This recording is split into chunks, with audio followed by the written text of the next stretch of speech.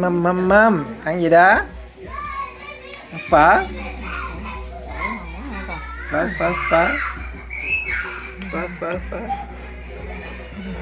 Baby love phở. Baby love phở.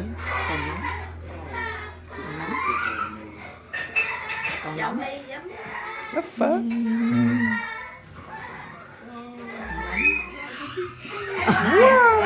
Ơi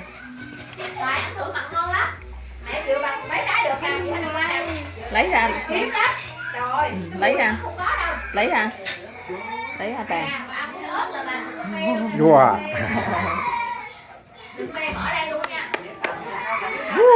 Anh gì?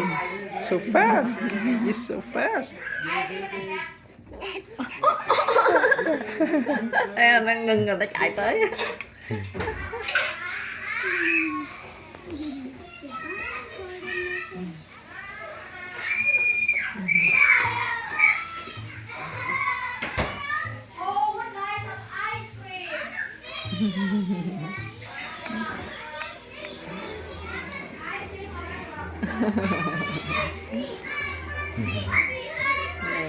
Này phở.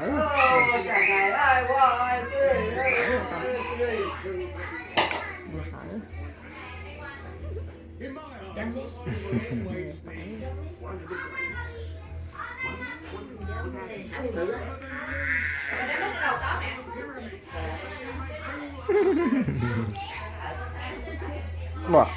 Trời ơi anh giỏi quá con.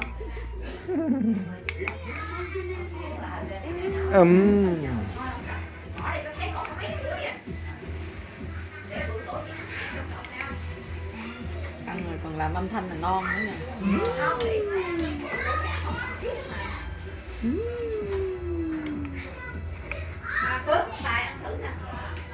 Hả? Tao tới đi. Biết nút cũng búng vô rồi anh, thấy không? Cộng bún nằm ngoài biết nút vô. Tao làm vậy tôi làm. Tao vậy tôi làm. Kim làm món gì?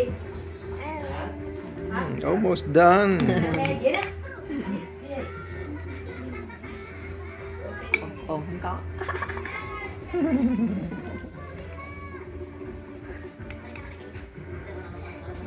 Mâm.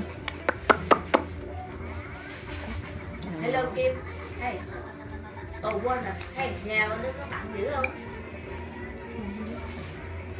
Ủa về hả? Ủa 9 giờ về hả?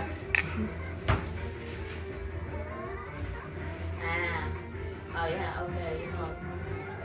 Nó định hỏi điều chi ba đàn thì biết bơ trứng á mẹ, nhiều món chán mà.